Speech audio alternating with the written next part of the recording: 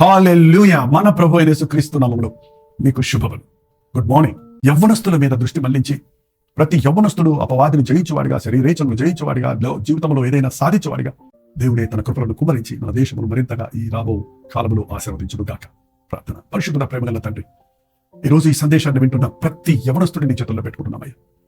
నిరుత్సాహంతో ఉన్నవారిని, నిస్పృహతో ఉన్నవారిని, నిర్లక్ష్యంగా ఉన్నవారిని, అజాగ్రత్తగా ఉన్నవారిని, కృంగిన స్థితిలో, ఏమీ సాధించని స్థితిలో సాతాను చేతుల్లో పడి చిత్తైపోతున్న వారిని, గురిలేని బ్రతుకుతూ తల్లిదండ్రులకు భారముగా, దేశానికి భారముగా జీవిస్తున్న వారిని ఈ రోజున నజరేయుడైన యేసుక్రీస్తు నామములో దీవిస్తున్నామయ్యా, దీవిస్తున్నామయ్యా. వారిని విడిపించి వారి పట్ల కీడు కాక మేలు జరుగుటకు సహాయం చేయి. ఈ దేశాన్ని కనికరించు.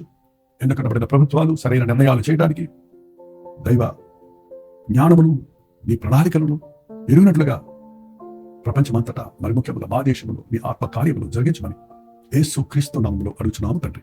ఆమేన్.